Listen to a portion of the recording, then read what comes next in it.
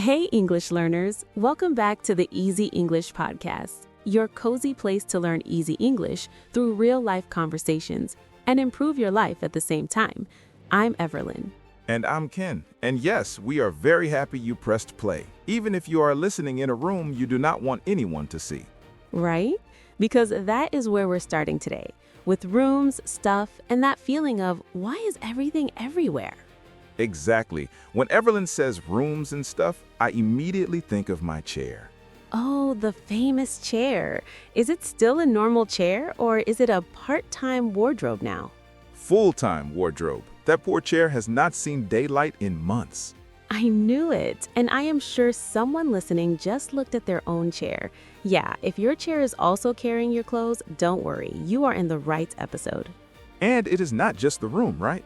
It is the phone, the notifications, the tabs, the "I will read this later" things. Yes, you open your eyes and your life is already full before you even stand up. Messages, apps, plans, things to fix, things to buy. And at the same time, you are tired and you're thinking, why am I exhausted? I did not even start my day yet. Right? If that sounds like you, then you already understand why we chose today's topic. Yeah, today we want to talk about this little sentence you've probably heard. Less is more. When I first heard that, I did not believe it. Less is less, more is more. End of story. Same. But when you look at real life, it starts to feel different. Less random stuff, more calm. Less pressure, more energy. Less noise, more space to think. And we're not talking about some perfect Pinterest life. We're talking about normal people like us, like you, trying to make a bit of space in a world that keeps telling us to add more. So, in this episode, we just want to sit and talk like two friends, why we always want more, how that more can make us heavy and stressed, and how choosing a little bit less can actually feel like more freedom and more peace of mind. And while we talk, you are not just listening to ideas. You are also getting real conversation English that you can use when you talk about your room, your money, your time, your phone, your stress, and even your study habits. And we would do all of this in English you can actually use. This is a B2 level episode. So the language will be richer and more natural, but we will still speak clearly, repeat important ideas, and when a new word from our word tour appears for the first time, one of us will quickly explain it in simple language. If you are a strong B1 listener, you can still stay with us. Some parts may feel challenging, but that is good. You can always listen again, and you will catch more each time. And later in this episode, we will also have a calm word tour where we slow down and look at some powerful words and phrases from today. Yeah, we will explain them clearly and give you examples so you can actually use them in your own life. But before we jump into the deep part, one small favor. If you enjoy learning and thinking with us, please like this episode, subscribe to the channel, and share it with one friend who always says, I need to clean my room, but somehow never starts.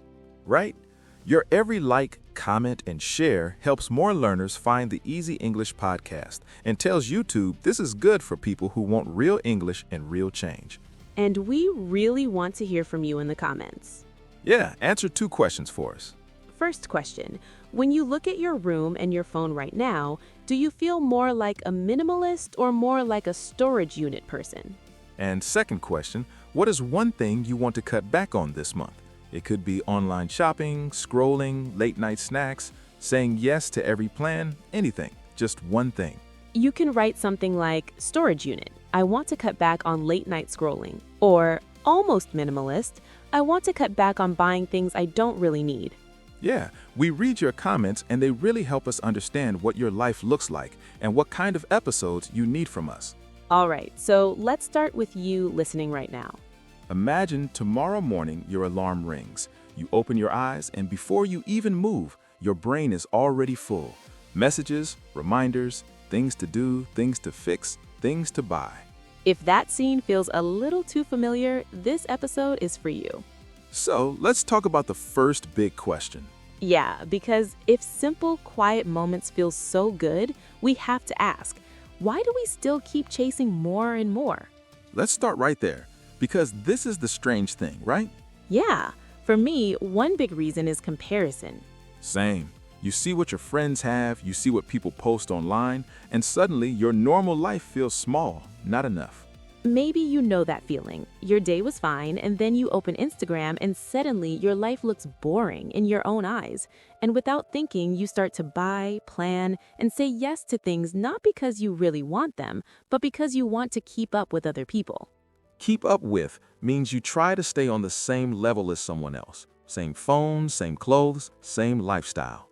Yeah, your friend gets a new phone, and you are like, I'm happy for you, and also, I hate my phone now. Yes, and it's not only phones, it's travel, restaurants, clothes, even hobbies. We live in a very strong consumerism culture. Consumerism is this lifestyle where the main answer to every feeling is buy something. You are sad? Buy something. You're happy? Buy something. You're bored? Definitely buy something. And at first, it feels fun. It really does. New things give a small hit of excitement. But when you repeat it again and again, you don't feel full. You feel overwhelmed. Overwhelmed means there's too much information, too many choices, too many things to manage. Your brain feels heavy and tired. I had this with clothes. I remember one morning I was late and I stood in front of my wardrobe thinking, I have nothing to wear, while looking at 100 things. That classic line. I realized I wasn't suffering from nothing to wear. I was suffering from too many decisions. So maybe that's our first idea. We keep wanting more because the world pushes us to compare and buy. But in the end, more often becomes too much. And that too much turns into stress. And then there's this word I really like for that, clutter. Yeah, that's a big one. Clutter is when you have too many things in one space, so it looks messy and crowded. Not dirty exactly, just full. And the difficult part is clutter is not just in the room, it moves into your mind. Yeah, it's like your brain also has a room. There's a floor for worries, a table for notifications, a chair for other people's problems, and slowly everything gets covered. My brain definitely has a chair with a pile of I'll do it later. Same. And this is where less is more starts to make sense. Right? When I clear one surface, just one, it feels like my mind also gets a small window of light, like opening a window in a room that was a bit dark. And maybe for you, it is your disk or your phone home screen or your kitchen counter. One small area without clutter can change how the whole day feels. And you know when this really hit me? When I traveled with only one backpack. Yeah.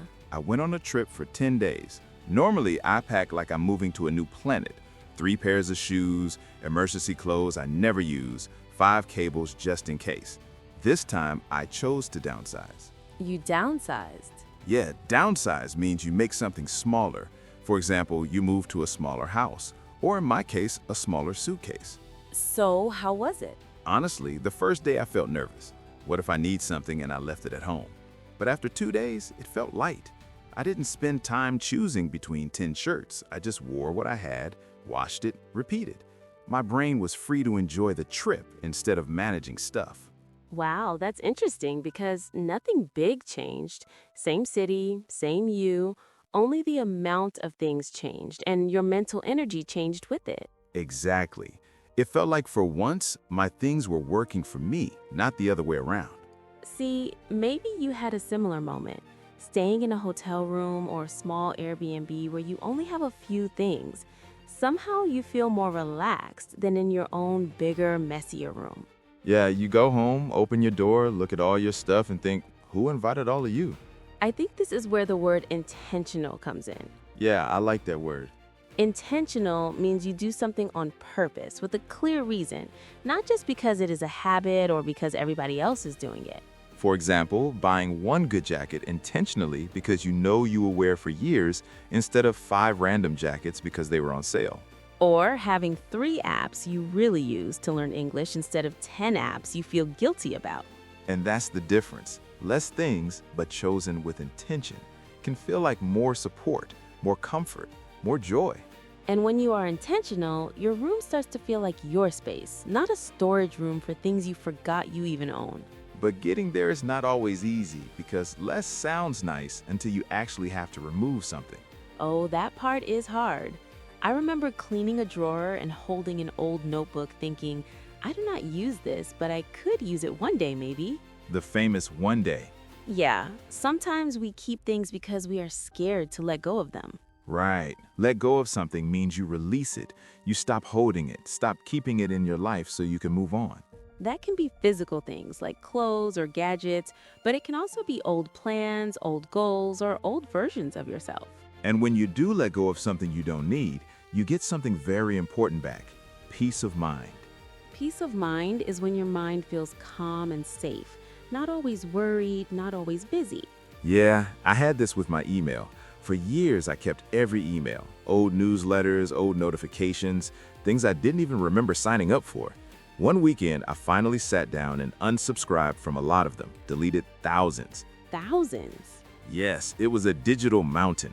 But when I finished, my inbox looked quiet. And the next week, I noticed I checked my email less, and I felt less stressed. That's peace of mind. It's like your brain has fewer voices shouting for attention. Less noise, more silence, less stress, more space to breathe. There's also this idea of minimalism that many people talk about now. Yeah. Minimalism, in simple words, is a lifestyle where you try to live with fewer things but more intention. You keep what really matters and let go of the rest. Important note, minimalism is not I own one fork and I meditate all day.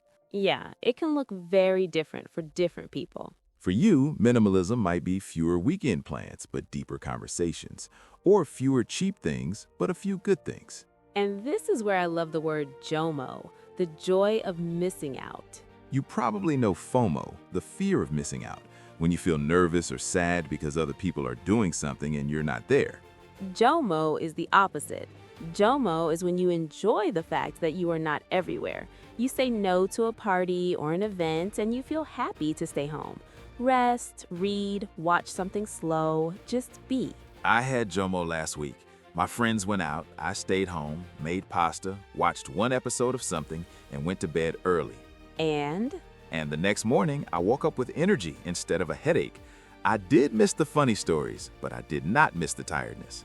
maybe for you, JOMO could be saying no thank you to one plan this month that you do not really want and giving that time back to yourself.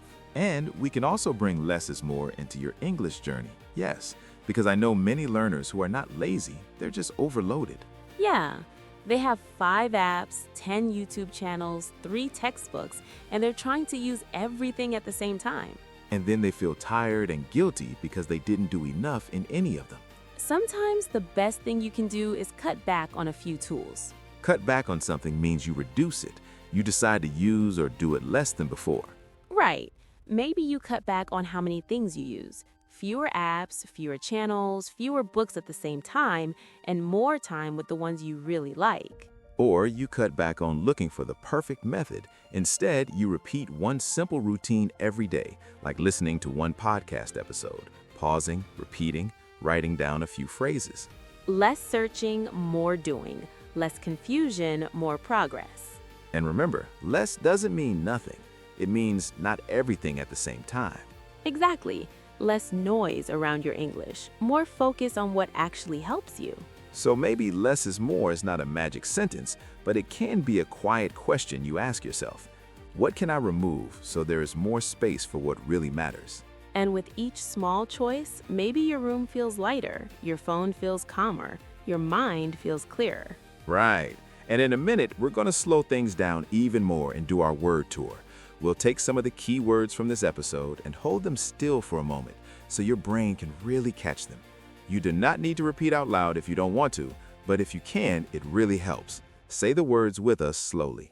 First word, clutter. Clutter is when there are too many things in one place, so the space looks messy and crowded. Not dirty, just full and not organized. For example, there is so much clutter on my desk that I cannot find my notebook. Or when I remove clutter from my room, my mind feels more relaxed. Repeat clutter. Clutter. Slowly. Clutter. Next word, consumerism. Consumerism is the lifestyle where the answer to every feeling is buy something. You feel bored, sad, happy, stressed, and you solve it by shopping. For example, consumerism makes us believe we always need the newest version of everything.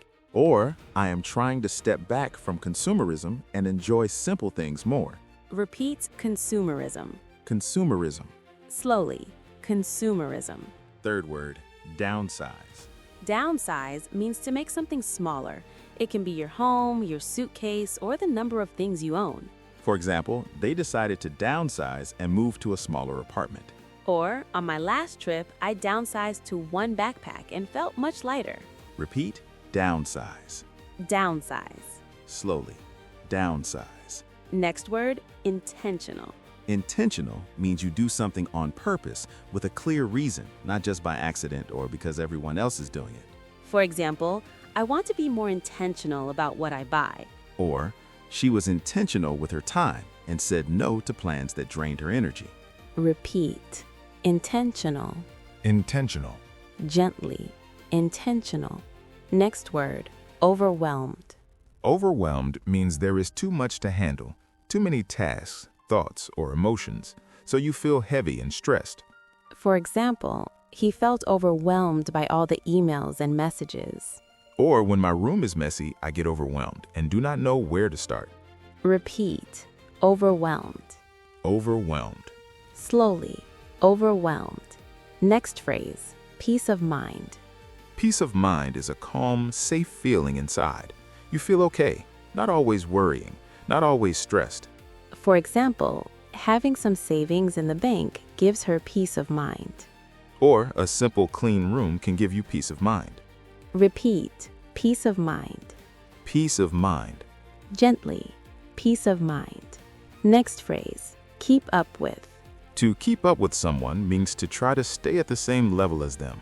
Same things, same lifestyle, same speed.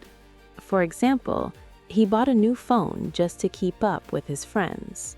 Or trying to keep up with everyone online can make you feel tired and unhappy. Repeat, keep up with. Keep up with. Next phrase, cut back on. Cut back on means to reduce it, to do it less, or use it less than before. For example, I want to cut back on online shopping this month. Or she cut back on social media and felt more present in real life. Repeat, cut back on. Cut back on. Gently, cut back on. Next phrase, let go of. Let go of something means to release it, to stop holding it or keeping it in your life so you can move forward. For example, he decided to let go of clothes he never wore. Or sometimes you have to let go of old plans that do not fit your life anymore. Repeat, let go of. Let go of. Slowly, let go of. Last word, JOMO. JOMO means joy of missing out. It is when you feel happy to not join everything, to stay home or rest instead of going to every event.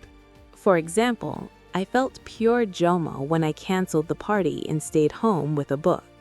Or choosing JOMO sometimes can protect your energy. Repeat, JOMO. JOMO. Gently, JOMO. So, that was our word tour for today. You don't have to remember every word perfectly right now. It's enough if one or two of them stayed with you. And if one of them really connects with your life, use it. Say it in your head, write it down, try it in a sentence later today. Because sometimes one new word and one small change are already a lot. Yeah, less pressure, more progress. Less noise, more peace of mind. And maybe tonight, when you look at your room or your phone, you'll remember this and choose one tiny less. Just one. And if you do, tell us in the comments what you changed. We would really love to read it. Thank you for spending this time with us and for taking care of your English and your life at the same time. This is Everlyn. And this is Ken. And you have been listening to the Easy English Podcasts. Bye. Your progress doesn't end here. To continue advancing your English skills, click on the next video or explore the additional videos we've thoughtfully curated.